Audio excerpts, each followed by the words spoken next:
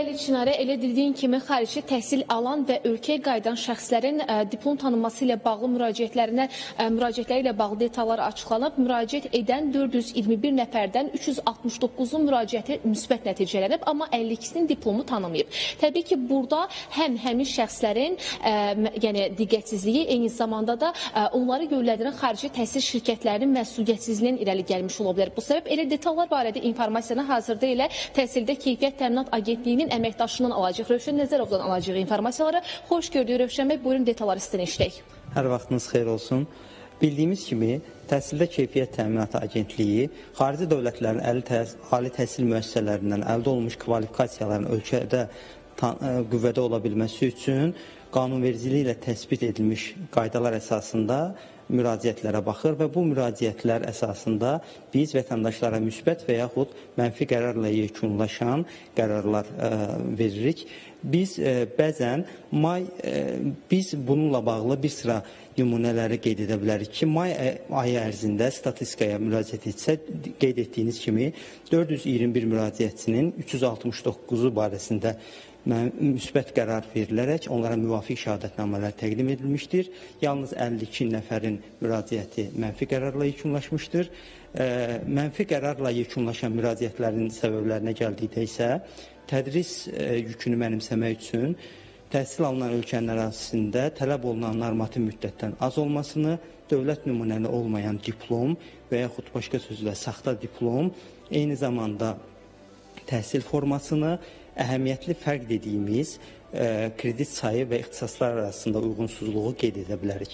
Ölkələr üzrə müraciətlərin sayına nəzər saldıqda biz ən çox müraciət edən ölkələrə nümunə olaraq qardaş Türkiyə Respublikasını, Rusiya Federasiyasını, eyni zamanda Ukrayna, Gürcüstan, Birləşmiş Krallıq, həmçinin Polşa Respublikasını qeyd edə bilərik. Eyni zamanda ixtisaslar, ən çox müraciət olunan vətəndaşlarımız tərəfindən ixtisaslara gəlincə isə biz biznesin təşkili və idarə edilməsi, həmçinin maliyyə, menecment, bundan əlavə iqtisadiyyat, beynəlxalq münasibətlər kimi ixtisasları qeyd edə bilərik. Qeyd etdiyiniz kimi biz mənfi qərarla yekunlaşan qərarları verən zaman ürək ağrısı ilə bu qərarları veririk. Çünki vətəndaşlarımız bəzən öz məsuliyyətlərini dərk etmədən və ya xarici təhsil şirkətlərinin nümayəndələrinin verdiyi vədlərə aldanaraq öz həyatları ilə bağlı ciddi səhvlərə yol vermiş olurlar və bu qədər təhsil aldığı müddətdə bəzən boşa getmiş olur. Buna münasibətdə biz Təhsildə Keyfiyyət Təminatı Agentliyi olaraq vətəndaşlarımızı bir daha xəbərdar edirik ki, Təhsildə Keyfiyyət Təminatı Agentliyi heç bir xarici təhsil şirkəti ilə, eyni zamanda heç bir universitetlə, institutla, heç bir təsisatla əməkdaşlıq etmir və onların fəaliyyətinə görə heç bir məsuliyyət daşımır.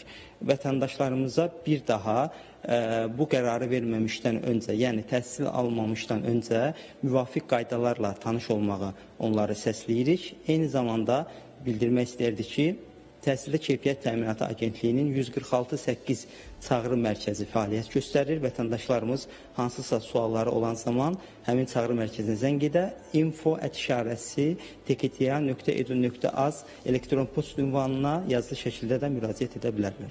Teşekkürler Rövşən bəy, çox sağ olun informasiyaları biz və tamaşaçılarımızla paylaşdığınız üçün. Bir daha xatırladım ki, 421 müraciətçinin 369-unun müraciəti müsbət nəticələnib, amma 52-sinin diplomu tanınmayıb və təbii ki, bu məqamda diqqətli olmaq lazımdır ki, çəkilən əziyyət hədər olmasın və mütləq şəkildə ilə Təhsildə Keyfiyyət Təminat Agentliyi rəsmi saytını izləyərək orada hansı universitetlərin diplomu tanınmır, tanınmama ehtimal daha çoxdur, buna bağlı informasiyaları əldə etmək mümkündür. Çatdıra biləcəklərimiz bu qədər, söz yenidən sizdədir. Təşəkkürümü bildirirəm Rəqsənə məlumatı dəqiqləşdirdiyin üçün və səbəblər barədə də tamaşaçılarımız